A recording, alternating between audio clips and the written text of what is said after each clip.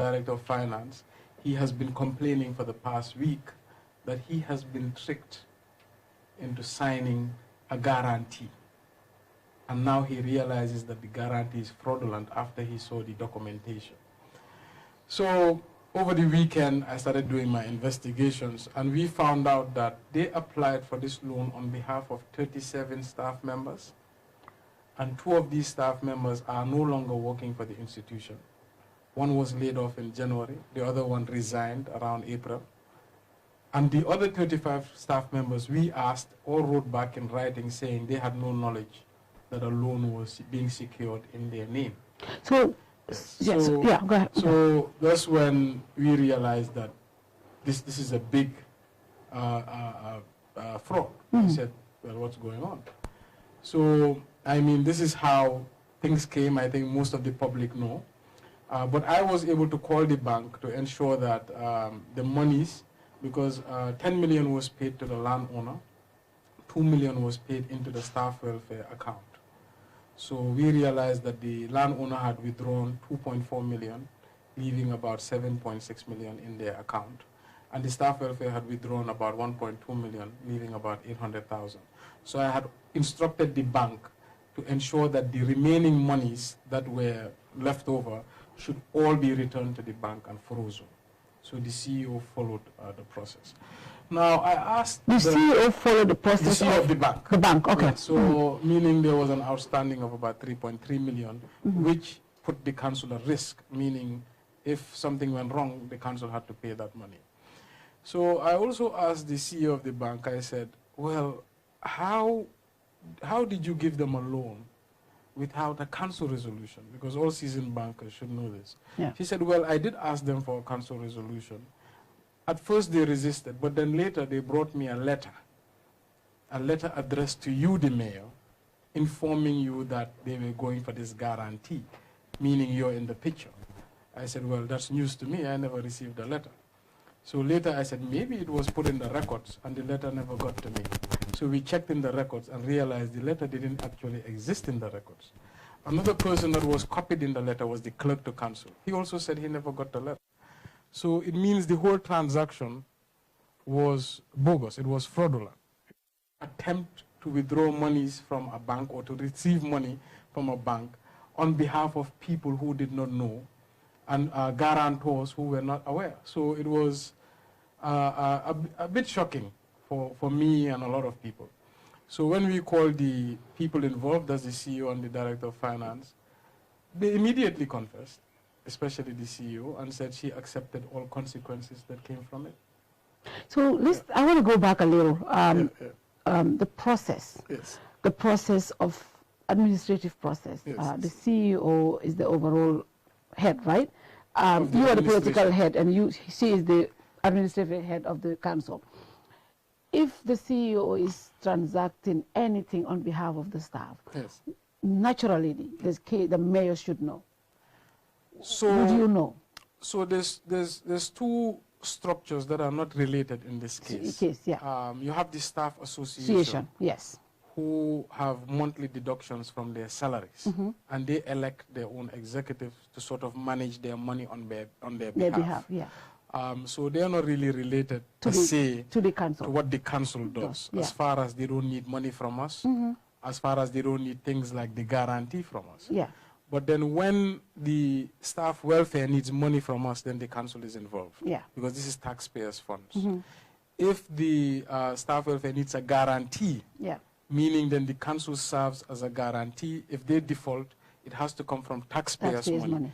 Then they need the council's authority. So the council in the Financial Audit Act is answerable to the parliament and the people for their finances, because these are taxpayers' money. So we control how taxpayers' money is spent. So if you want the council to guarantee you, you need the council's authority. And you would need a council resolution for that. Of course. So the mayor alone cannot do it. We have to call a general council meeting. All the councillors who are elected from the different wards would have to sit and debate and vote on the matter. And then that's a council resolution. And that was never provided That was never sought. That was never sought. That was never sought. Even worse is, like I said, the letter that they wrote to my office, which is a letter that doesn't exist, just to trick the bank into believing that the mayor is aware. So I think these are all very, very serious things, and it shows intent. I mean, and just to take you back in history, this was not the first time they had asked me. They had asked me in 2020, the CEO especially, if the council could guarantee a loan for the staff welfare. And I told her categorically, no, that wouldn't be possible, because we cannot commit taxpayers' monies for staff. These are taxpayers' monies. People are paying their taxes because they expect services. So they already know our stance on this matter. So I think they thought they could get away with it without our knowledge. You said something else here that was interesting, that the value for the land was 4 million. So in the land valuation is 12 million. Yeah, so in the land valuation, there's two values. There's the forced sale value, sale value. I believe this is what the bank usually uses, meaning if you're rushing to sell the land and you have to sell it, the minimum value was 4.5 million. And the market value was listed as 7.5 million. But they went up for a loan of 12 million. Right, so this is So when you discovered this, at that point, what was the first initial reaction? What did you do? Because a lot of us believe that you only came out because of the Freedom newspaper report. Right. Would you have come out to clarify this? Because the problem in Gambia, there's so many times that frauds are detected in departments and nobody comes out. And when I saw you came out, somebody like me, I commended you, and a lot of people say, why are you praising him? I said, no, it's not what they uncovered. It's the boldness to come out and say, yes, there's fraud under my department, and we're working to resolve it. But people said that didn't happen voluntarily. It happened because of media reports. So I think there's an argument there in the sense that we have discovered 12 frauds since we've been in council. 12? 12. Why are we hearing about just this one? Exactly. So usually when fraud is detected, we usually do an investigation. And if it requires the police, we involve them. If it's a disciplinary matter, we handle that with the Local Government Service Commission. So the last fraud we had actually was a staff who went to a particular hotel and asked the hotel for $100,000. And if the hotel paid them $100,000, they would reduce the amount the hotel has to pay in terms of rates. So the hotel owner reported that particular staff in question, and we went through the same disciplinary process. We suspended that staff. We wrote to the Local Government Service Commission for their termination with all the evidences, and it was honored. So these things were dealt with without the public knowing. So in terms of institutions, and I'm sure you're very experienced in this, it depends if there's public interest in such a matter. Now, of course, during the time I invited the CEO with the other directors, and I told them what we had discovered, and they admitted and said they would accept all consequences that came with it. It was not of a public interest then, and I think it could have been dealt with.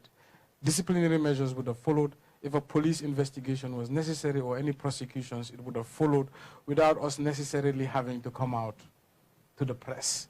But once it became of a public nature, where everybody seemed to have known about it, leaks were coming out, and there was public interest, of course, as my obligation to the people of Kanifing, I have to come and clarify. I have to come and say, this is what has happened, so people can be knowledgeable about what has happened. So it's not that you always have to come out when these things happen.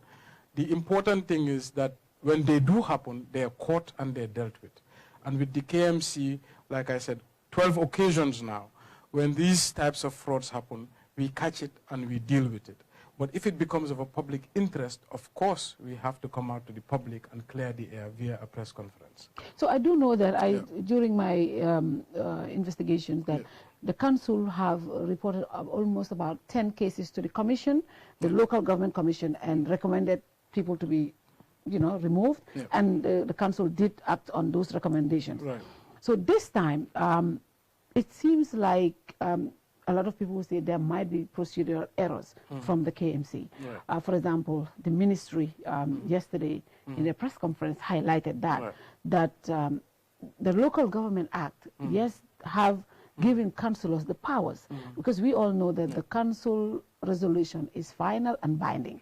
And if council makes recommendations to the local government commission, local government commission, right, they can either accept or reject it, but the council has those powers. Why did the mayor write to the minister to inform him of the decision to send this the CEO on indefinite leave without the council resolution? No, we had the council resolution. Why did the date? The date on the letter to the mayor is to the minister was 22nd. Yes. And the council resolution was 26th. How did that happen? So we corrected that. I think it was a typo by the secretary. So we did write back and said we acknowledged that it was a typo. So these events happened very fast, and they were happening in the public eye. So one would be very confused.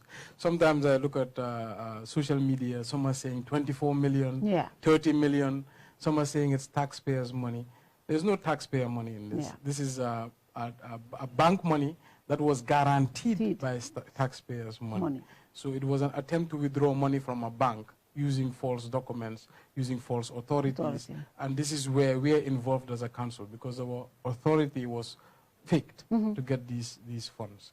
Now, as things were happening fast, I owe no obligation to the ministry to go and tell them this. But out of courtesy, out of courtesy, I knew this was of a public nature now.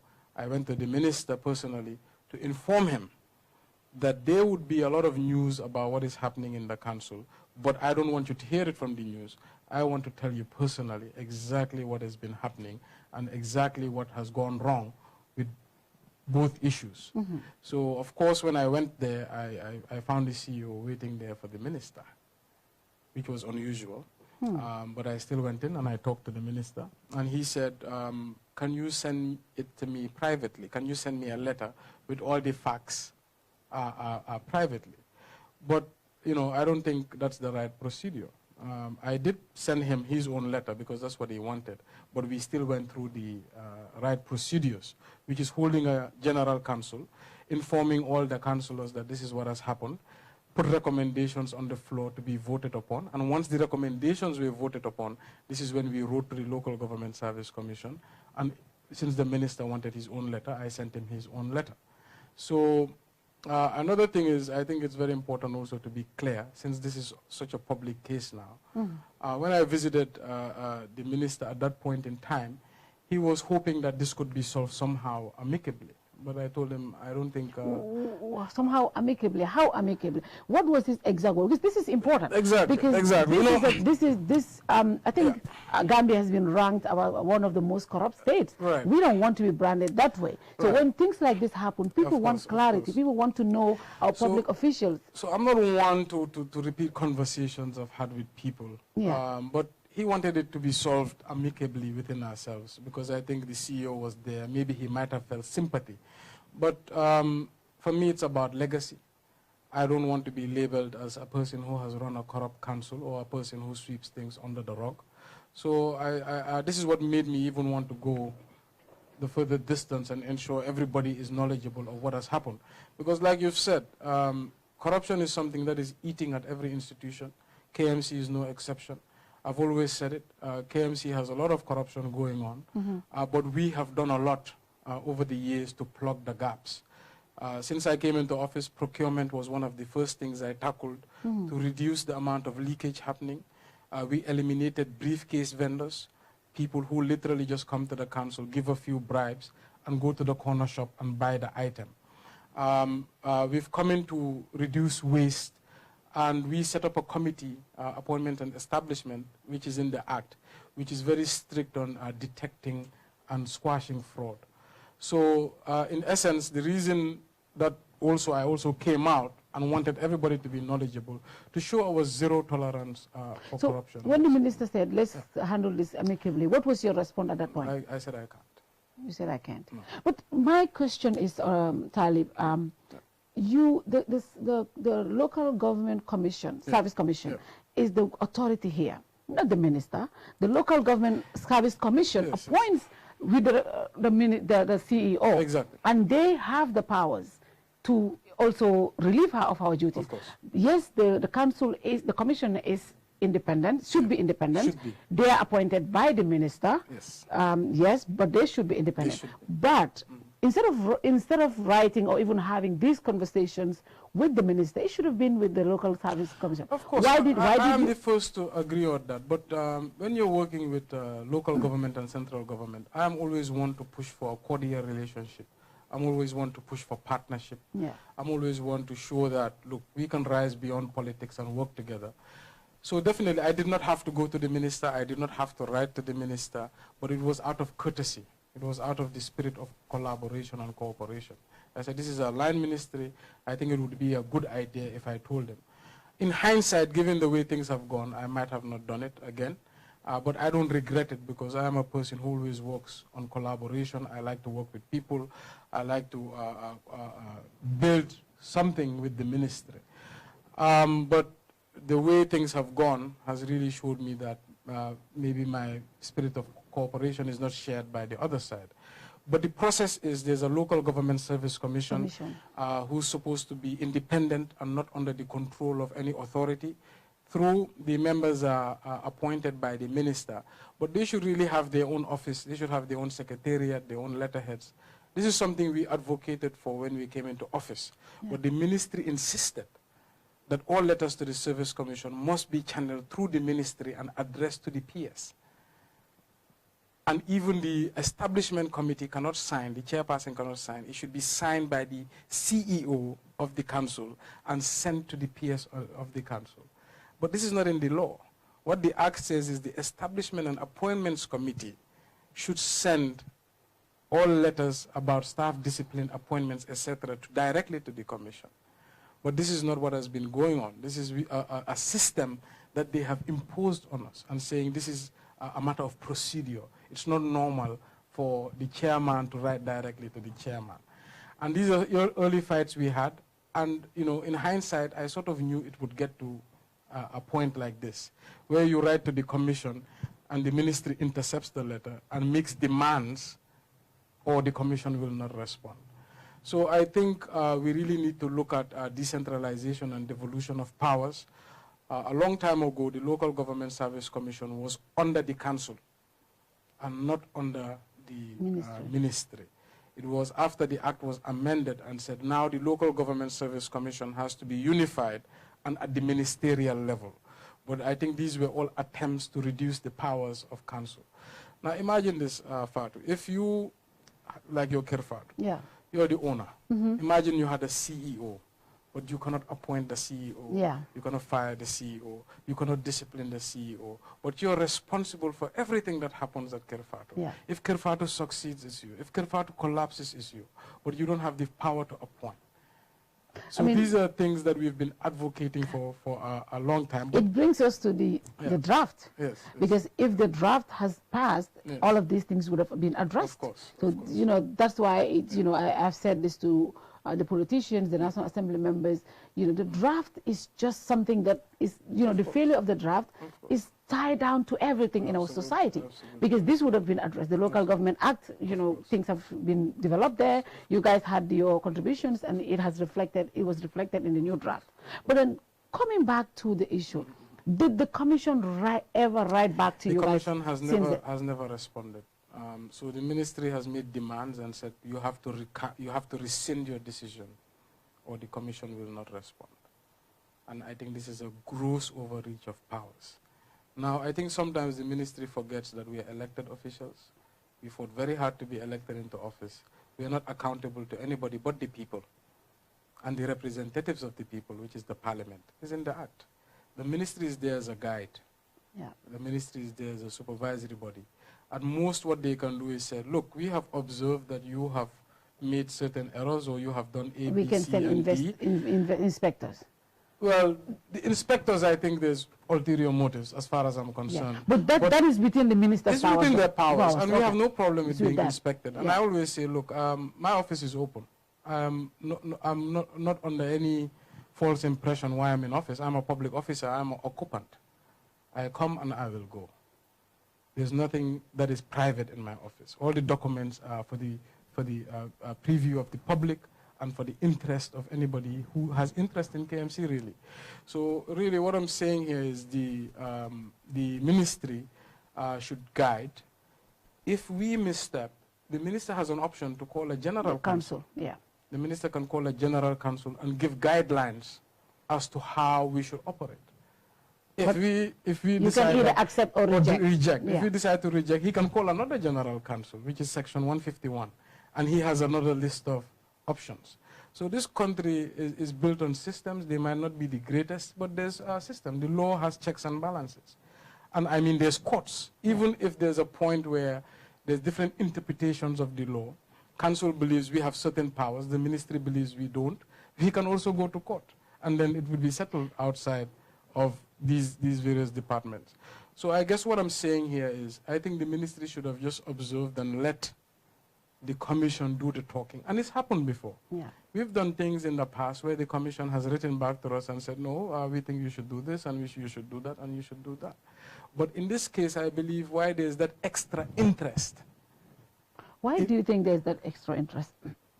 I mean, I've asked myself a lot, why is it that there's this extra interest with this individual? And I think, well, I went there and I found her there many times. And since then, we've had reports that she reports daily at the ministry.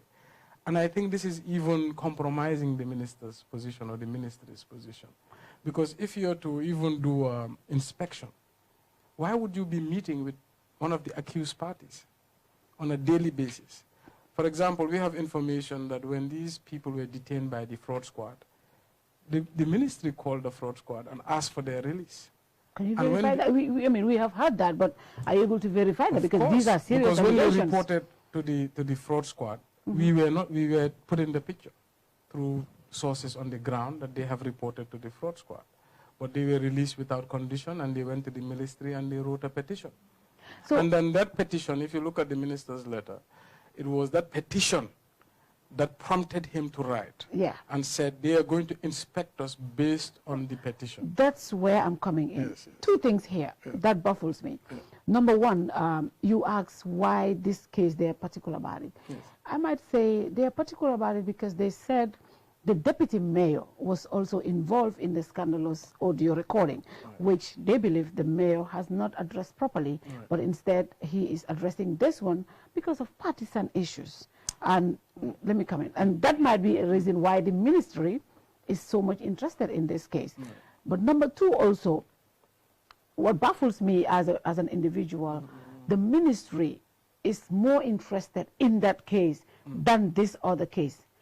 Does this show both parties playing political angle here? I think they should be interested in both. And I think all of us Are you interested in both? I am interested in both. So, okay. I just want to address something. Yeah. Since these things have come out in the public light, people have been shouting and saying, oh, KMC is a corrupt institution. KMC is so corrupt. How can this happen? I detected both of these cases. You detected? I, the mayor, detected both of these cases. If I, the mayor, was not interested, we would not have this interview. Nobody would know what was happening in KMC. So but the media had already reported it? Because of internal wrangling and pushing and pulling, people were taking out leaks. So I did not have adequate time to address these challenges based on procedure before it leaked out into the media. Because when you find different accused and different alleged frauds, there's a push and pull, there's wrangling, and there's fights, and people start leaking stuff. So when I went to Freetown, to meet my counterpart, Mayor Yvonne Akisoya. I came back and I saw a precarious payment to a company to the tune of $410,000. So I asked, I said, well, this payment seems strange because we just had a contract with this company and I don't think they have rendered any services to this date that prompts this kind of payment. So I asked for supporting documents and I saw that there was none. So I saw the payment was bogus. Naturally, the person you would call is the chief executive officer. Because they are the only ones who can make payments. I mean, the deputy mayor is there through and other councillors. But the only people who can sign and take out money is the chief executive officer and the director of finance. And they're accountable for all transactions in the council. That's why when we are called to parliament by the National Audit Office, they're the ones who are asked to talk, because politicians cannot sign anything. Yeah. We don't have any signing authority. So when I asked her what this payment was about, she said, well, it's the deputy mayor who pushed me to make this payment. So when I naturally lose my temper in all issues of fraud. I'm a calm guy, but when it comes to fraud, I lose my temper. And I said, no, but I've always told you, even I, the mayor, cannot push you to make a payment that is illegal or fraudulent or not legitimate. You're the chief accounting officer. Unless you have a council resolution that says the council has directed you, because you're under the direction and control of the council and answerable to the council. That's what the act says. Unless the council directs you to make a payment, that is the only way you should make this payment. Well, she came over to my office with her husband. There was another man there who I was meeting with, and she said, well, Mayor, look, I have to tell you, it's the deputy mayor who was, soliciting some payment, and he's the one who pushed me to make this payment. The CEO told you that? The CEO told me this. And she said, look, I have a recording of this. This was in May. In May? In May. So I was like, well, that's incredible. But this was just in May.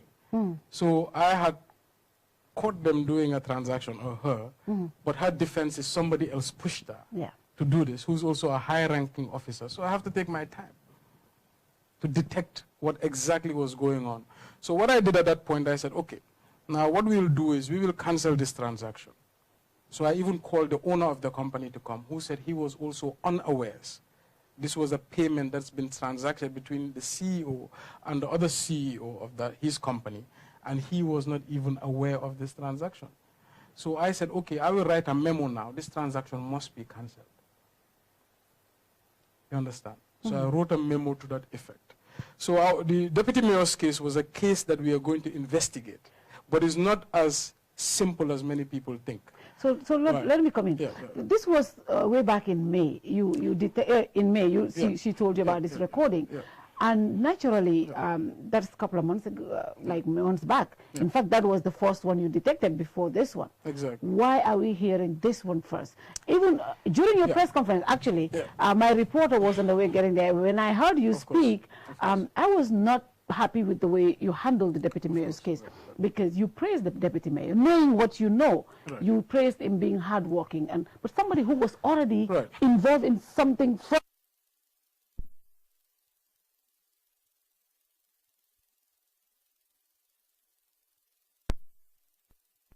Deputy mayor's audio. It was not something I immediately could address, because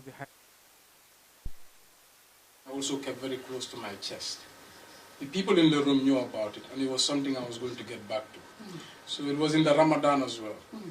However, when we discovered the also issue of the CEO, both issues came to the media same time. So even the CEO's issue would not have been as fast. Even the CEO's issue would have followed due process, would have taken time, would have taken our investigations and whatnot. But once it became a matter of public interest, we had to move fast on both cases. So when I came to the issue of the deputy mayor, we confronted him, just not me, but one or two councillors, including members of the establishment. He denied that this was him on the audio. He denied that he can't even remember. And it happened at a time where his mother passed. His mother passed at this time, and he said, look, I am dealing with too much problems. I need time. And he actually appealed and said, I need 40 days until after the 40 days. And then after 2 days, when his uncle died, he said, I'm going to resign. So this is a person who, it does sound like his voice, but it's alleged until he denies it or is proven by an investigative committee. But with the CEO, it was accepted immediately, and wrote a letter accepting her faults. You understand? So the deputy mayor is alleged. The CEO is something that is accepted. It's something that she confirmed.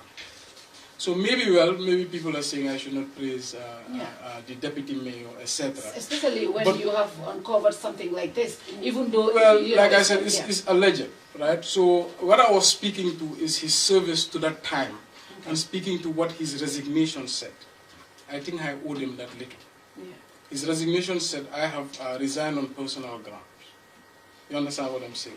So if somebody resigns on personal grounds, all I can talk about is, okay, well, you have served us, and we are happy to this point in time.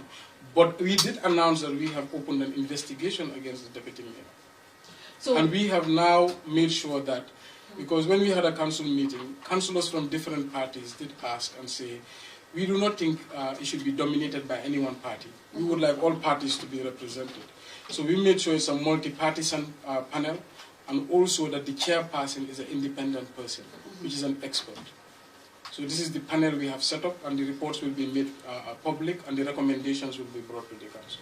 The CEO, the petition, obviously, the CEO said you told her to cover because of political reasons. Did you say this? You know, so when I heard it, it was so strange. But then I realized we're in election season, and of course that sounds good. And I mean, any reasonable person knows if a deputy mayor is caught in a fraud, how can that cost an entire party its elections? We're not talking a high-ranking member of our party. He's a deputy mayor of a council. That is, deputy mayor is next to the mayor. Not, that's really... Well, he's next to the mayor, but people do things, and the deputy mayor cannot cost an entire party an election. And secondly, what I'm happy about, when she did come to me, there were people in the room. There were people? There were people in the room. It was not in private. There were people in the room. And I don't talk like that generally. Fraud is fraud. If the deputy mayor commits fraud, he commits fraud. Now, of course, due to the sensitivity and the rank of the deputy mayor, there's a way to handle these things. Like I said, both cases, there's a way to handle these things. But they all came out in the media very quickly. And I felt it was my obligation to call a general council meeting, because I don't want councillors to hear stories from outside. And I must give them information that I have. So we addressed both issues at the General Council, but also we had to fast-track both processes. One process was relatively easier, like the CEO's case. These are people who have confessed. You understand? With the Deputy Mayor's case is an issue where he has not confessed, and it's an audio. It is not physical evidence of money being moved around. Whereas the CEO is physical evidence of money being moved around. There's paperwork. So with the Deputy Mayor, we had to set up an investigative panel to establish the facts. So this is why it is not as simple as people would like to think. And of course, we're at the same party, so many people would assume it's because of politics is the reason we're letting him easy. But I assure you it's not. Would you handle it if it was a different political party member differently? Because, I mean, a lot of people, including myself, from your press conference, that was the first thought. I would have handled it the same. And well, I guess now I have to say, there's been an issue where a member of a political party was suspected to commit similar issues in the council. But after our investigations, we were able to realize that it was not actually the case. So these are issues that have never come out in public. And if it was politically motivated, it would have come out in public. So like I said, these are internal issues usually that the council handles on a daily basis. But because of the high-profile nature of this, we had to come out and explain to the public because they deserve to know. Would you commit that if the recommendations of the investigation do find the former deputy mayor from wanting, you will implement the recommendation to the Of course. And you know, I think there's also a misconception that the mayor is the council. The mayor is not the council. Yeah. The council is made up of 19 elected councillors, and I barely vote on council matters. We present the facts, there's arguments, there's debates, there's recommendations, and people vote in a very public way. And unless there's a tie, the mayor serves as the tiebreaker, and there's never been an incident. And the reason we made the Deputy Mayor's Committee bipartisan, so the investigation can be known by all parties. There's APRC councillors there, there's PDOIS councillors there, there's UDP councillors there. So if the UDP were trying to somehow protect it or try to hide facts, the other party members are there, they wouldn't allow it. So the facts will be presented on the council floor. I as mayor don't have the decision to say whether this should be prosecuted or not. No. It's the council who will debate it. And it's the council that decides. Now, now that the ministry has given KMC an ultimatum, the PS said they will apply the law to the fullest. Yes, you did allow inspectors to inspect, but you refuse the the former CEO, the CEO and other staff members to enter. The council refused. So I saw the press statement, and I thought it was not a good press statement for many reasons. Why? One, it creates an atmosphere that there's somehow a fight or a tension between the Ministry of Local Government and the council. And there is right now. Well, they shouldn't be. There is. They shouldn't be. I mean, the laws are here for a reason. If you think a council has done X, Y, Z, you just have to read the law. And there's areas where the ministry can intervene. Everything is due process. We are not in a military state where you can say, by force this is going to happen, or I'm going to use force. It's a civilized country with laws. If you don't agree with the process that a council has taken, there are steps that the ministry can take to mitigate those processes. And I said the country has courts as well. If we feel that the ministry is using powers that they do not have, we have courts. We'll use a legal route. So the question here is, with what the press statement was saying, I think some of the facts were misconstrued. Like which one? For example, the minister said, on the 3rd, we will be visited by the inspectors. So they never came on the 3rd. We actually called a council meeting to welcome them. So they never came on the 3rd.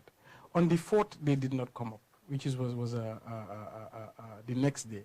So we received local government ministry officials on the evening of Wednesday at the deputy CEO's office, and they brought a terms of reference and said now they are going to send inspectors to investigate the fraud committed by the CEO, which is also contradicting the minister's letter, which said it was because of the petition. Yes. Now the inspection terms of reference said is the fraud the CEO committed, although they did throw other things in there, which is fine. You can inspect anything you want to inspect. But then they did not come again on Thursday. Thursday evening, I received 2 people who said they were inspectors, and they came to my office and said, well, we are yet to come, we are preparing. So we never received the inspectors. So I think, based on what the press statement said, that they came and we kicked them out.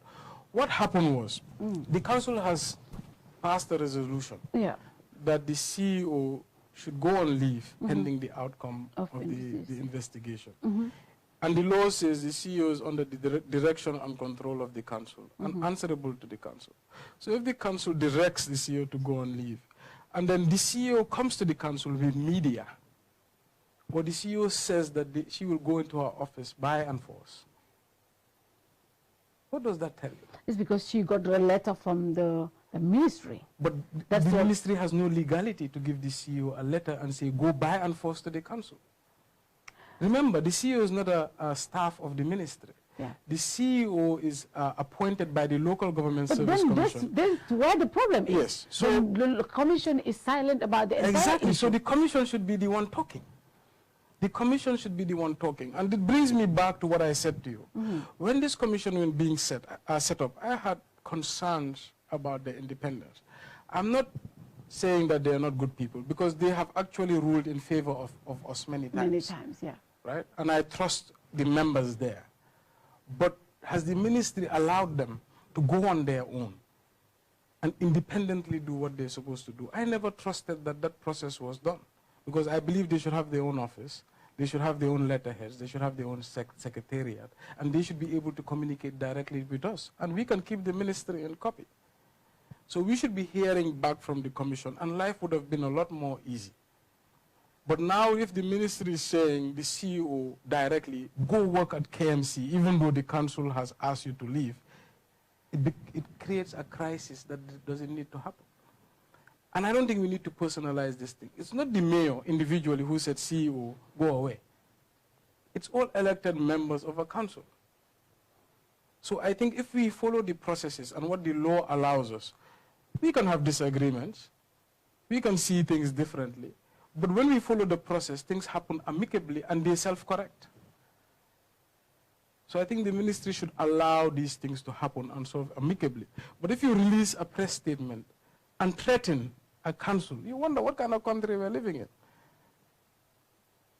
If a ministry or government body can threaten another government body, So what's going to happen? Is the army going to come and fight with municipal police? I mean, it's just crazy.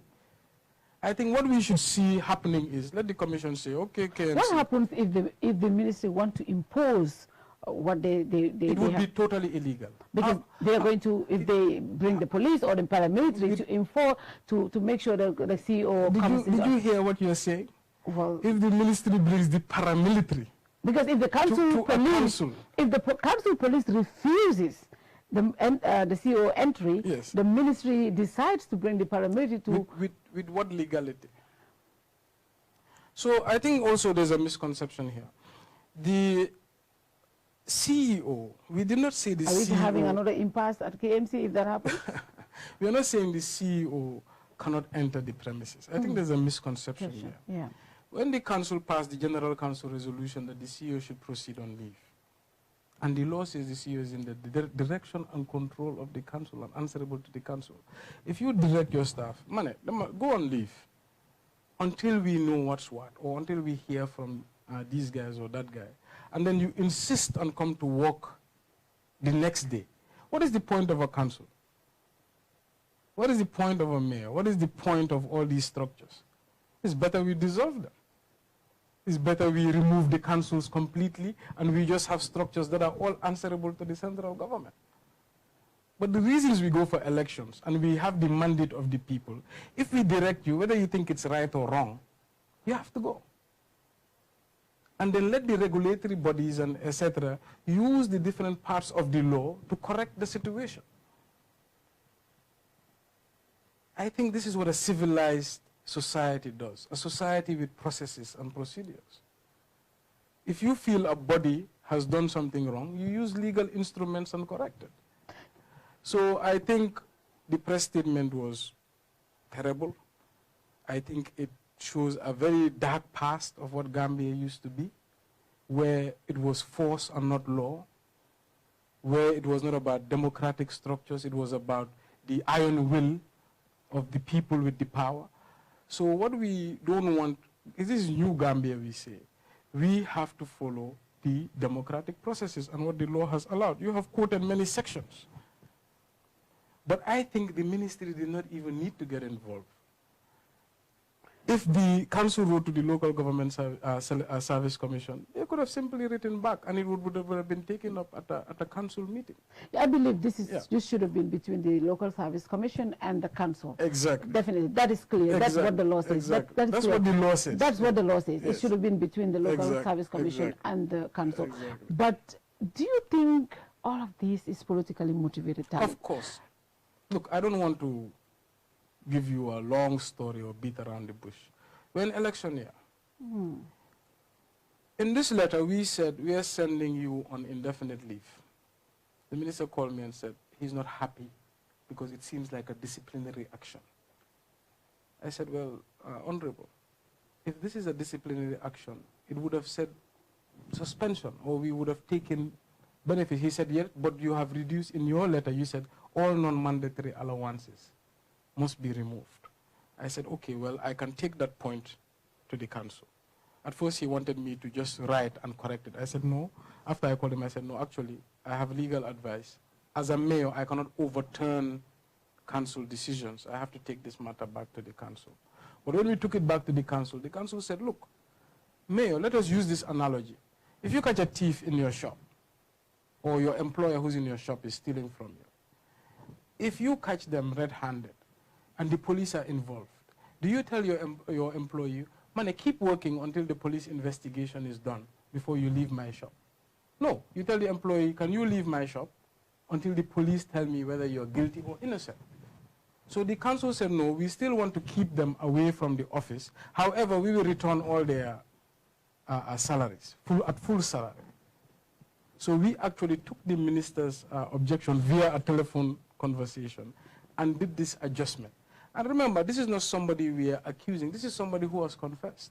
But I watched a video yesterday where she said she never accepted stealing or doing anything fraudulent. She said the process, if you know, she regret the process that she took. That's what the video she recorded yesterday at the gate of them. So I mean, we are not the makers of the law, and we are not the people who judge ourselves. That's why I let the people who are supposed to do the investigation, the fraud squad, the local government service commission, let the matter be solved by the people who should solve the matter. You accuse the minister of calling the police.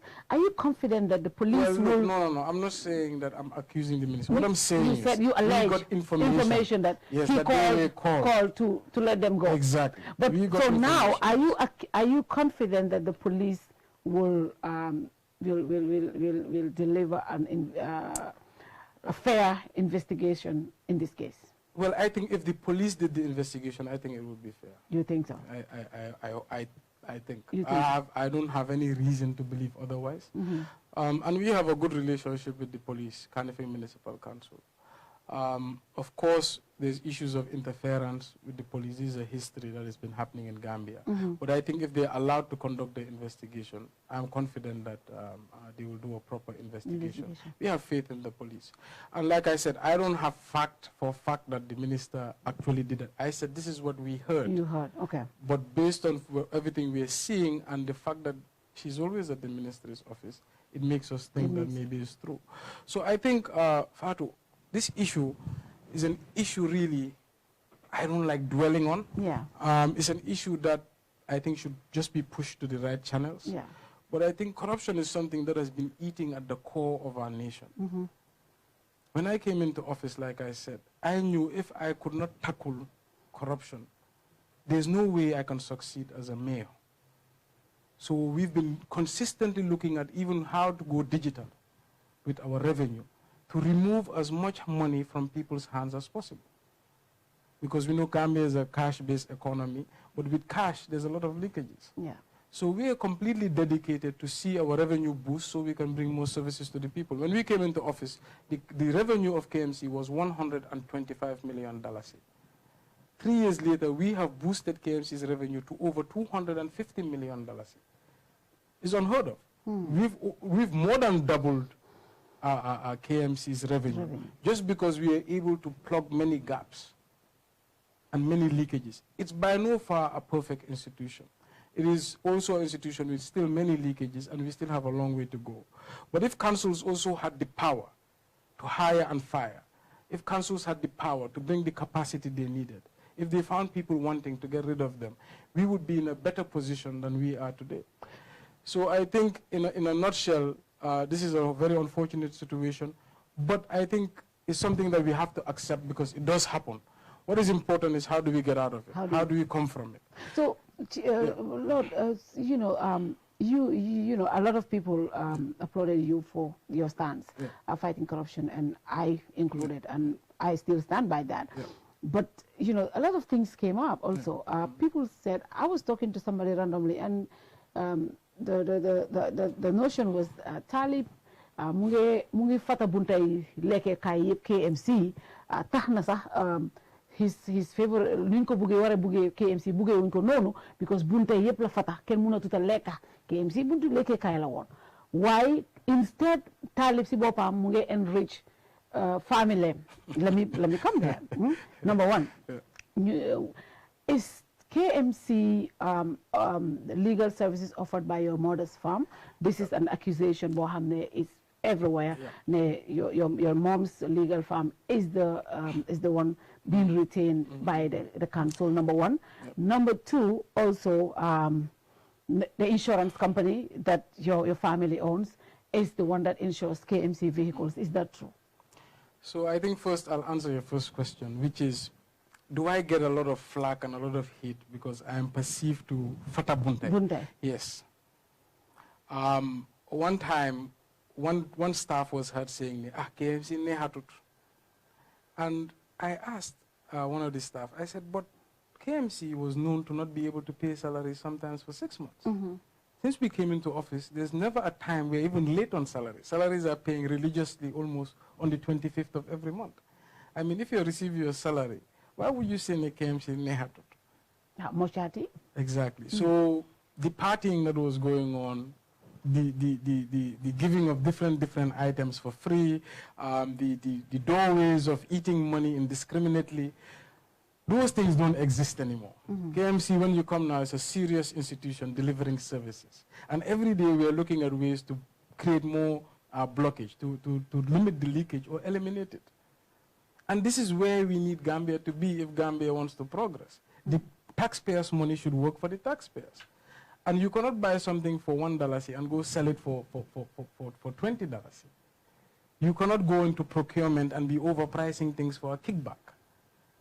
So these are many things that we have limited and many doorways we have closed. So of course, a lot of people are not happy with me. What are you giving to your family? Coming to the next question. My mother was the lawyer of KMC for the last 20-somewhat years. When I came into office in 2018, it was one of the first things I changed. Yes. So I actually had an interview, I think, with Paradise in 2019. Where I was asked the same question. And in 2019, I had the same answer. Our legal practitioner is Senghor. Yasin Senghor has been our lawyer since 2019. So in 2018, I saw the conflict of interest, and it was obvious. Even though my brother said, no, we can provide free services, I said, no. It's apparent conflict of interest. We have to change you. And we changed it via a general council resolution. It was not individually I who changed it. I presented the case on the council floor as a conflict of interest. And it was passed as a general council resolution that AB and Co must be dropped because of the apparent conflict of interest with the mayor.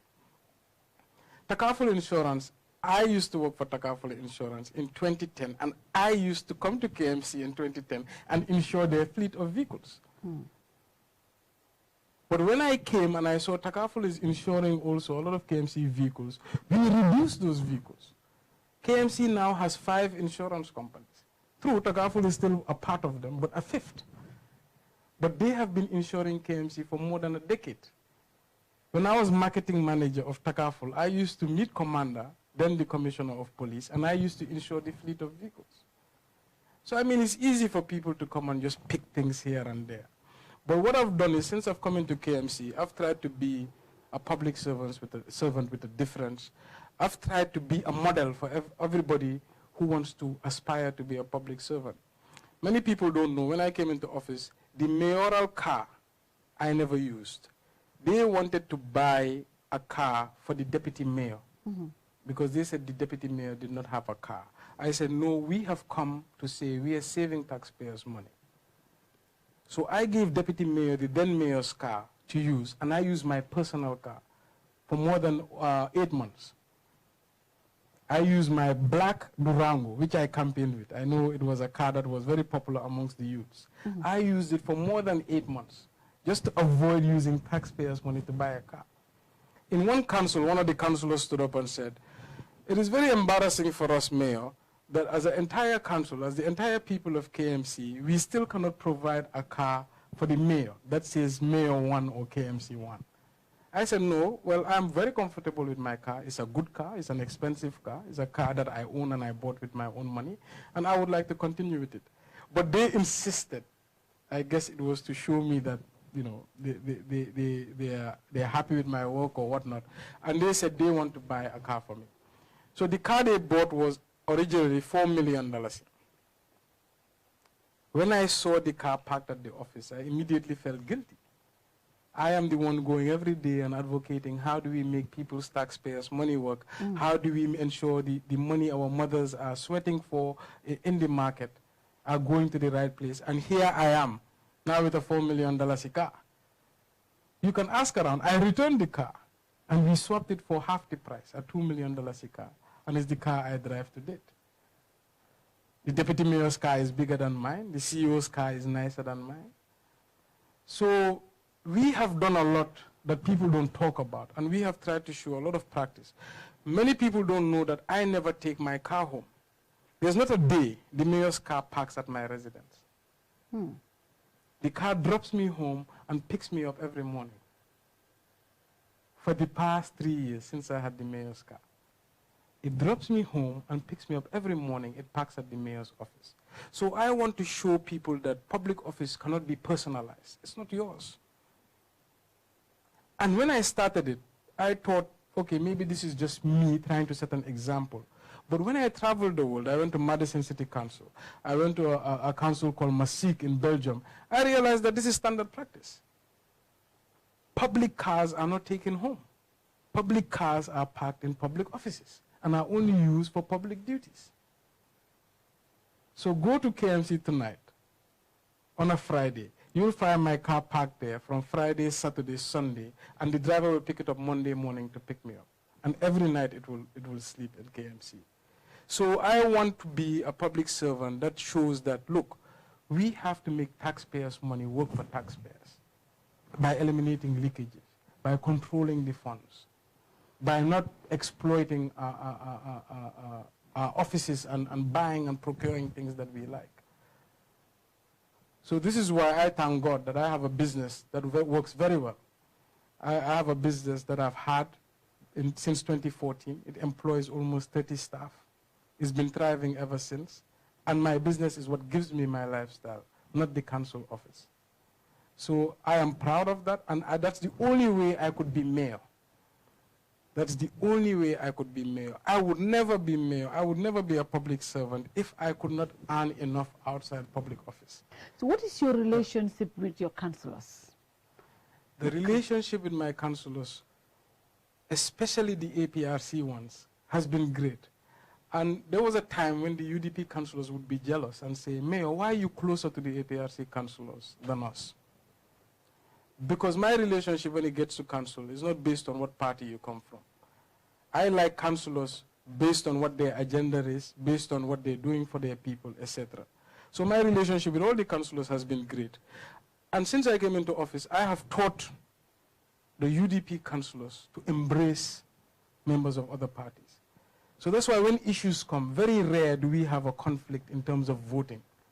Because we allow everybody to speak their mind, we allow everybody to state the facts, and we all vote on the facts. There was a time when my own councillors, we would have different ideas from me and vote against me. So the council is a council that is unified, and we've been really setting the pace, showing a politics of difference. We've been really projecting what Gambia can be, a unified people working towards one objective of a developed Gambia. So the relationship with the councillors has been great. The 80,000 loan to councillors, people said that was to buy loyalty from the councillors. How did that come about? No, so this is, like I said, when this whole mess started, everybody was reaching for stories about KMC they could use to tarnish KMC's image or to make KMC look like an irresponsible organization. So we all know that 1/6s are things that are normal in government, especially when prayer times come. Advanced salaries are things that are normal in government. So advanced allowances have always existed in KMC. So councillors don't receive salaries, they receive allowances. So what happens is if a councillor is sick or their wife is sick or they have a tragedy or they have a problem that they need help with, they apply for an advanced allowance. So just yesterday, when the controversy started, I started researching and said, I didn't know this advance allowance was such a big deal. And I realized when you look at the 12 people who have taken advance allowances since 2020 January, 7 of them are from different parties. Only 5 of them are from UDP. Secondly, only 2 of them owe money. Both of them was 20,000. So these are deductions that are taken from their salary on a monthly basis. And nobody can take an advance allowance that you cannot pay for before your term in office is over. And this is something that has existed in KMC and most government institutions for a very long time. This is a thing that exists in my very own company. When a staff, we all know salaries are very low. Sometimes staff have problems beyond their means. And they say, look, can you give me a salary advance that can be deducted? So when I saw this story and they said, criminal salary advance scheme, I was like, what is going on? You know, so like I said, when the issue of the deputy mayor happened and then the issue of the CEO happened, there was just, because we're in a political year, an attack on the council. But I told one of my colleagues, I said, I've been here almost 4 years. If the most illegal thing that has happened in this council is salary advances for councillors, I thank God. Well, the inspectors are coming. Are you worried that the investors might find something that has happened under your watch? If they find something, I would blame the National Audit Office and I would blame the Internal Audit Department. We have an Internal Audit Department and the National Audit Office audits us every year. And I don't think there's anything that they would detect that those people did not detect. But if there is, I am curious to know, I want to know. Like I said, we are at the governance and policy level. I am the mayor, I'm the councillors. We don't sign checks, we don't run the administration, we cannot withdraw money. We provide guidance, we provide governance, we provide policies. We are policy makers. So for example, this loan of 12 million they were going to get, if that staff did not report to me, I would never have known, because I am not in the administration. I do not sign checks. If there is not an audit report that informs me that there's something wrong, I wouldn't know. So if there's an inspection team coming, we are more than happy. I think we have to have it even more often. We're more than happy for them to come and tell us what the administration has been doing. So the CEO is the chief accounting officer of the council, also the custodian of all records of the council, signs all contracts, is the chairman of the contracts committee, is responsible for all the administrative processes of the council. So the only thing the council can do is pass resolutions and direct, do this, do that. This is the budget we have agreed on. This is how you should spend it. So we rely on auditors to tell us if something is going wrong, an internal audit department, and the National Audit Office. So in a lot of ways, politicians are shielded from the administrators.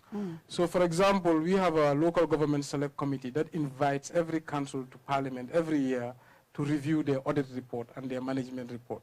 The mayors are required to be present, but they're not required to answer questions or required to talk, because the CEO and the director of the finance are the ones who are accountable and responsible. So I think people ought to understand that the mayor sits at the council to supervise the administration on behalf of the council. But the actual work, the actual signing and the money spent is all done at the administrative level headed by the CEO. Yeah. So today you gave us an update, yeah, that an additional money has been recovered as part of the 12 million. Yes. Now outstanding is 900,000. Yes. How was that recovered? So the bank informed me that they have recovered for the 2.4 million from the 3-point-something million that was outstanding, and 900,000 is left. So this is the update I got from the bank CEO, and I think the public deserve to know. So just members of the public, this is not taxpayers' money, it's not 24 million, it's not 30 million. Yeah. This is a 12 million loan issued to the Staff Welfare Fund on the basis of a forged guarantee from the council on behalf of staff who are not aware. So we had to step in to protect taxpayers' money, but no taxpayers' money has been taken to date. And the bank has recovered most of their funds with an outstanding of 900,000. Also in today's update, we wanted to give the status of the investigation of the deputy mayor. So the committee spokesperson spoke, who's a member of PDOIS. The chairman of the committee spoke, who is an independent person, not a councillor, not a member of any party, to update people that they have set up, and they have started their interviews of the different people who have come to testify, and they will make their report public. You know, so I think also, Fatou, I think for me, people should be very proud of KMC. You know, we could have had all these allegations, and these allegations come for every institution, and they go on social media and stuff. But nobody bothers to ever talk about this in the public eye. Yeah. Nobody. Nobody ever bothers to talk about this in the public eye, and we could have chosen that route. Because they are afraid what people will say. They are afraid if people will judge them. But I am more interested in the long-term legacy after I'm gone than what people think about me today. And these are some of the hard decisions we have to make. So KMC has always tackled matters of corruption with the utmost. And we did not want any different. Others, too, were more of a private nature, and this is in the public eye. But we have to tackle it nevertheless. We cannot run away from it. We cannot brush it under the rug. We cannot hide it. We talk about it, we address it, and we try to get to the bottom of it. So I think if every government department was like this, we would go a long way into curing the disease of corruption in this country. And is in every sector, is at every level. There's nothing absolutely you can do in Gambia without it meaning like johma. So we should not pretend that there's no corruption. Yeah. Or we should not pretend that, oh, it's just KMC. We know it is widespread. It is in every government department. It's in every ministry.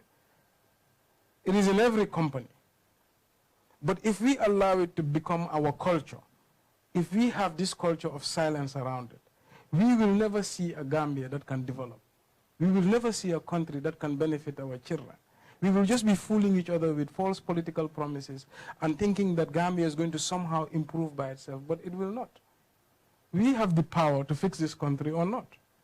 And one of the things eating at the very core of this country is corruption. Corruption, what it is? Many people think about the word and think very, maybe huge, but what it is the loss of value. Yeah. Is the loss of value. $10 ibu wara sambat tali. So for wanye $5. Tali bu jar $5 nga am. Yeah. Feka munon nga am $10 tali tay. So giving of $5, meaning the league you need double the time for $10 tali. Yeah. So feka adna bangen now, the world is traveling and moving at warp speed, leapfrogging. Countries ninge to bante league. Yeah. They develop advance. We all now want to live in the Western world because it's comfortable. Everything is there, everything is available, everything works. But if we keep extracting the resources, putting it in our private pockets, how can the country develop? So there's always a joke that, you know, there's so many story buildings and so many developed buildings, but no roads. Yeah. Because there's no money going to the right places. So corruption is this disease that Gambians have come to accept. And it's not this time, it's been here for a very long time. But we all have to find the courage and find the bravery to talk about it, to face it head on, and to solve it one step at a time. And I think what KMC has done here should be commended. We did not shy away, we did not hide. We could have let people talk about it and say, oh, it's just a rumor. But we attacked it head on. And, you know, to a certain degree, we're a bit disappointed because people seem to now vilify people who talk about corruption. Yeah. That was going to be my next question. Yeah. Would you do this again if something like this happens in your council again, considering what is going on right now, having issues with your line ministry and getting attacked on social media and everywhere, and people really scrutinizing you, your family and everything. Would you do it again? So, if I could not be Talib Bensouda and be myself and follow what I believe and follow my values, I cannot be anything else. So if I cannot be real with being mayor, if I cannot be as the person I am and doing what I'm doing, then I would rather not be mayor. I would rather pursue other things. So just because I want to be liked, just because I want to stay in a position, wouldn't make me lose myself. It is something that I would have done over and over and over again as far as I am mayor. And until the day I realized that, look, I don't like this thing anymore, I don't like how people are treating me, or I don't like the limelight, then I'll bow my head and step aside. So I am famously known during my campaign to say, Solen masani le karta, wala ngeen ñaka masani karta. Either way is okay. Suma neke mayor, man ñaka neka mayor, santana yala both sides. Because Maneke Mayor is a prestige. Yeah. Come right now, I am very privileged to be somebody serving a large number of people. I am very privileged to be a person that Gambians are looking up to develop their lives and bring change. Cherbobu mom, dumoko musa regret. Yeah. But at the same time, being mayor is a sacrifice. I don't have time to spend with my family as much as I would. I don't have time to spend on my business, building my private pockets as much as I would.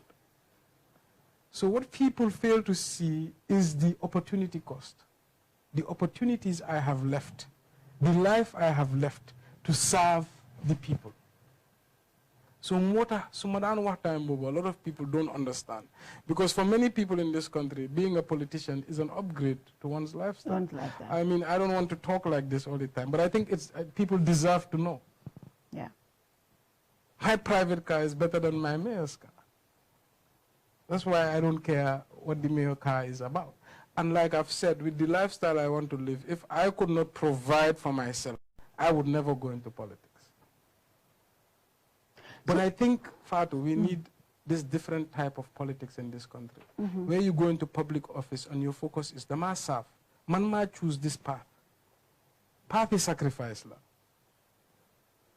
Don't want to do public office and your number one goal is to be wealthy. Yeah. Public office all over the world, public servants are the lowest paid. Yeah, lowest paid.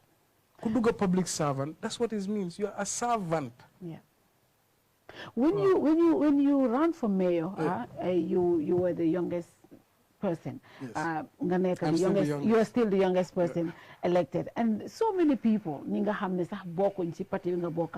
endorsed you, embraced you, and wanted certain qualities see you because luñ bëgg prove rek ndaw tam mun na jité, and the legacy the li nga war a bàyyi dafa important pour ëllëg ndaw yi nga xam ne dañ bëgg a jël sa path.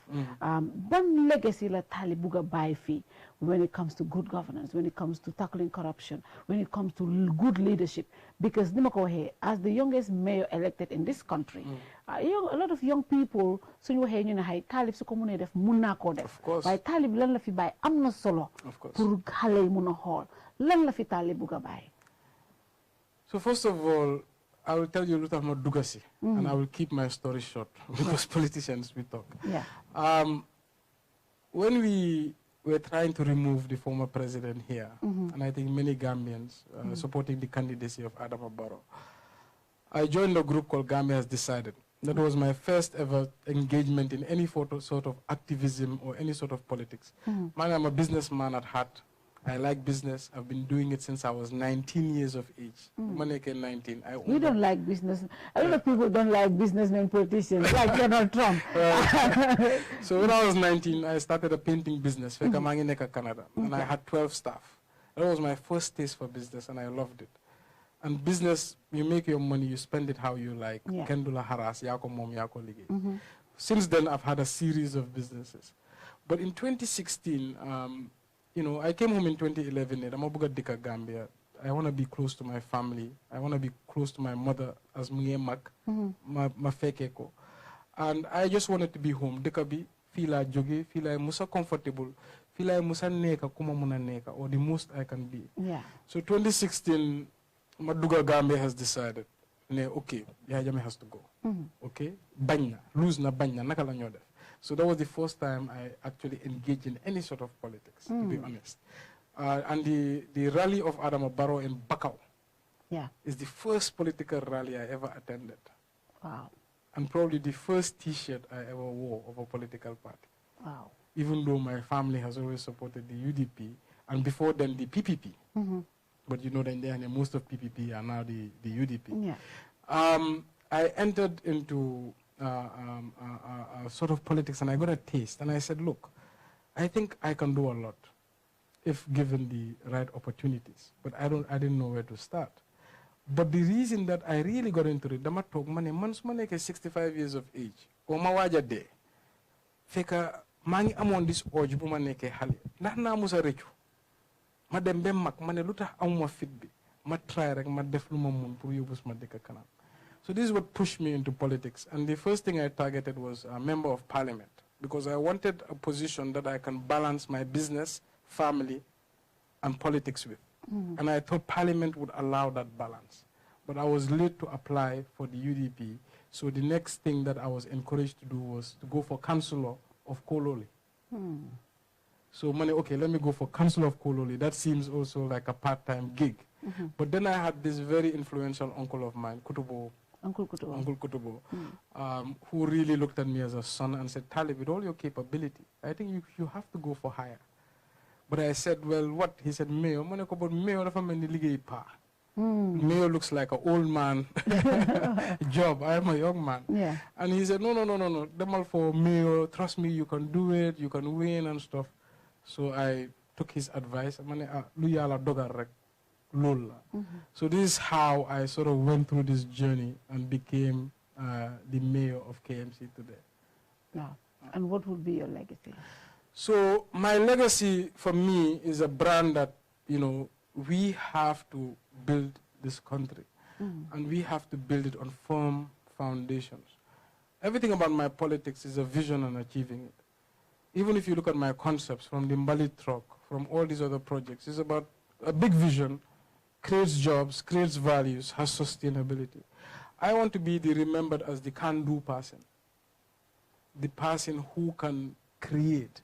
And as young as I am, a person who does not have limitations based on what they can imagine. So my whole candidature has been about inspiration. Because as a country, we need to inspire, we need ideas, we need to think. So I have this American friend, Samba, he tells me, Talib, Samba Balde, he's the state representative in Wisconsin. Minema Talib, you know why Gambia is not moving? Manako, why? Minema, because Gambians are not thinking. Manako, what do you mean? Minema, do you know thinking is a process? You actually have to take time out of your day and think and say, what do I want to achieve? How do I conceptualize it? How do I go from vision to making it happen? And with that thinking, you can do a lot. So since he said that, I started thinking about it properly. This is what I am about. Yeah. I sit and I say, I imagine KMC to have good roads, rapid transit, organized markets, jobs, vibrant community, youths going to the beach, going to nightclubs, jobs everywhere, parks and recreation. And then I have these resource constraints and limitations on my powers. How can I manage and bring about and conceive and bring about all the resources and tools to make this happen? So albeit it's been extremely difficult, especially with the conditions we're facing, with limited resources, lack of subventions from government, lack of powers to bring the human resources we need. But I say, I will try every route possible. So when we face regulation problems, we say, okay, how do we beat it? Let's go for public-private partnership model. When we face resource constraints, oh, how do we beat it? Can we get private capital interested or involved? Oh, I have staff that I cannot change or I cannot, how do I inspire them? How do I capacitize them? We have, corruption issues. Okay, carrot and stick. How do we make them believe in something greater than them? Something bigger than the little monies they're getting from different departments, so they can buy into this vision, to this concept. So we've been trying to push KMC in that direction. It's been an uphill battle, but I think if people are to be honest, where we found KMC in 2017 and now, it's a remarkable difference. There's been a lot of difference. Yeah. There's been a lot of development, markets. You go to Westfield, you look at the outlook, you're amazed by that. You're like, yes, this is what we want the council, the KMC to look like. But there's still been some areas that almost 4 years into you being in office, we still have areas where you cannot pass during rainy season. The roads are still crazy. It's bad. What is council doing? How can council help tackle these issues? These are serious issues. So let me give you some perspective. So council's entire budget is about, let's say, roughly $250 million here. From $125 million here. That's about $5 million. Now the infrastructure needs of Combo is probably in the hundreds of millions of dollars. So councils haven't been built over time to have the resources they need to build heavy infrastructure. So then a huge challenge. How can we fix this gap? But we have seen you. Private partnership when it comes to the Mbalit project. Exactly. Is there any way you can... So with roads, it's difficult. It's difficult. Because roads are free. Most roads. How can you generate income from roads? So roads is an expense. It's an investment for the future. But the returns are not monetary. The returns are economic impact or quality of life or things that you cannot count. And things that will not directly come back to the council. So the benefits are indirect, and they're called social external benefits.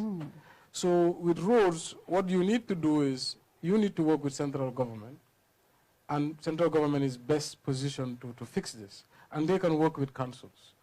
Can we raise bonds internationally, long-term bonds at cheap rates, to invest in our road infrastructure, knowing that maybe in a decade's time, because of the increased economic activity, taxation would increase. And we would get these benefits indirectly from economic activity, and we would be in a position to pay for these bonds. Secondly, councils are very limited in terms of the revenue they're getting. We're only allowed to charge business licenses, property rates, and market duties. When all over the world, councils do so many things. They get so many revenues, including sales tax. Even casino. Utilities tax, casino tax, even hotels, they pay councils per bed. So their revenue sources are so wide that they have the ability to invest in these things. But in Gambia, still very limited. We want heavy infrastructure. And even central government have constraints. So they also have to rely on international partners. But I think there should be a bigger vision for Gambia. There should be a Gambia we want in 20 years. A Gambia we conceptualize in 20 years. And we invest in it today. Knowing throughout the journey, we will have the needed resources to pay back any loans. Governments now are working on loans. Governments now are operating on bonds. Even the US government, it's all run on debt. But you need to create the institutions. You need to create the systems. So when you take those debts, you can invest it in the right place, get your returns, and pay it back. So that's another thing also the Gambia is not doing. We're not investing in our institutions.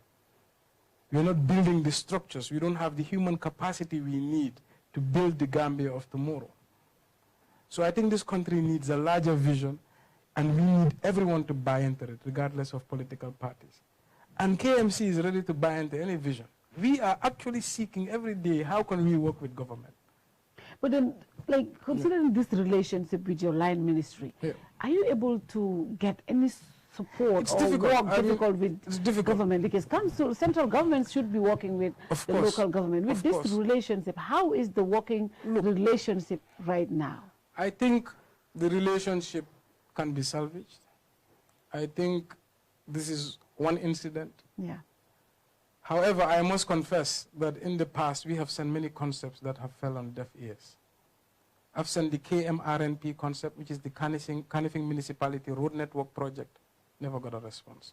I've sent the Car City concept, which is a concept to take all the mechanic garages and all the car sales people and take them to an area where they can do the business, and we call it Car City, and they pay rent.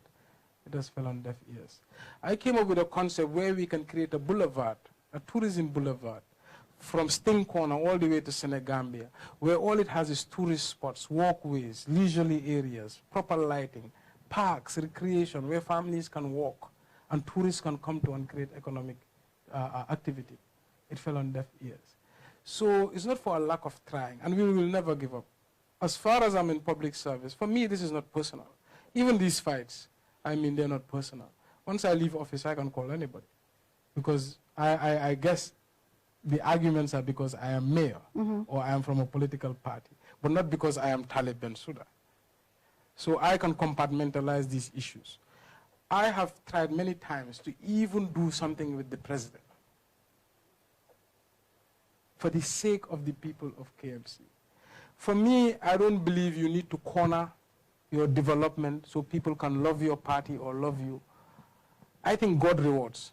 If you do it with a clean heart, if people see that actively you're trying to make their lives better, regardless of who you're partnering with, I think they will genuinely see that you're doing the right thing and you will genuinely have their support. So it's a politics of people, not of parties. We practice a politics of people, not of parties. At the end of the day, we are all in this because of the people of the Gambia. Green is not a religion. Yellow is not a religion. Gray is not a religion. It's just a party. It's just a party. It's an idea. What should be a religion is the welfare of people, is the welfare of Gambians. And I think as far as all politicians follow that, there will not even be squabbles. There will just be different ideas and ideologies, but it's no need to get personal or nasty. Finally, before coming to this interview, I just spoke to someone and he said, Talib Bensouda dafa buga jaay doole. Talib Bensouda dafa buga jaay ne man may doomi Ami Bensouda Gambia. Is this what Talib portrays at work? Is in your public office, in your interaction with people? Because that's the notion. Absolutely not. And I think you just need to ask around. I am the calmest person you will ever meet. I am the friendliest person. People say I'm too friendly. People say I'm too trusting. People say I'm too open for a politician. So I'm struggling. I still cannot be a politician. I still cannot change to be what you need to be to excel in politics. I cannot be two-faced. I cannot throw people under the bus. I cannot say things that I don't believe in. So I think whoever said that, I wouldn't blame them. You know, sometimes you judge and you misjudge. I think they just don't understand me. I have principles, I have values, and if I believe in something, best believe I will fight for it. It's just my values. And you're going to fight to make sure that the council resolution right now stays? Well, council resolution is not a principle, it's not a value, it's a law. It's a law. Yeah, it's and not the me. law, and the law stays. It's not Taliban, so it's a council resolution. Well, law stay. Law stay. You know, so like I said, we've just said the CEO should go on leave. We do not say she cannot enter the premises. We cannot say she cannot work with the investigators. I mean, it's a procedure. So if the ministry believes it's a procedural error, or the local government service believes it's a procedural error, it's correspondence. It is due process. It cannot be force or threats. I mean, then what kind of country do we have? Where we threaten each other instead of talking to each other. Then it becomes warlords, and who has the biggest gun wins. Then we lose our country. We lose the principles of democracy. So the issue is, if somebody believes it is me, and this is what I want to move from, I have nothing personal against the CEO or any personal against anybody. This is something I detected, I reported. Of course, I'm always angry with fraud. I cannot stop being angry at fraud. It's something that has to be investigated, but it's a council decision. Now, the Local Government Act is there. If the ministry believes it's wrong, I think the minister should not even have written. He should have just activated this section and came and given us guidance. And it's not just Taliban, so they're listening to that guidance. And I think this is where we also personalize governance. You should talk to the council. I can arrange a council meeting. I will always invite the media because we are open and this is a matter of the public. And then you say, look, you have done this, but I want to give you guidance to follow this process. And then the councillors decide they want to do it or they don't want to do it. And then there's another provision in the act about the next step the minister has to do. But like I said, it didn't have to get there. This is a business with the Local Government Service Commission, and I think it could have been solved with the Local Government Service Commission, who is their mandate. So the minister, I went to him out of courtesy, out of respect. But I think it might have been misconstrued that I'm seeking permission. I am not seeking permission. Like I've just said in the previous topic, I want to work with them. I am not seeing them as NPP or different just because I see them as Gambians who have the mandate of the people just like me. So I have to work with them to bring good things for Gambians. December 2021, Gambians will decide who wins and life continues. So for me, politics is as simple as that. Finally, what's your message to the Kanifing municipality residents? A lot of people are worried. Of course. I mean, there's been a lot of rumors, 20 million, 24 million. Talib is corrupt, the council is corrupt. There's so many rumors out there. What is your message to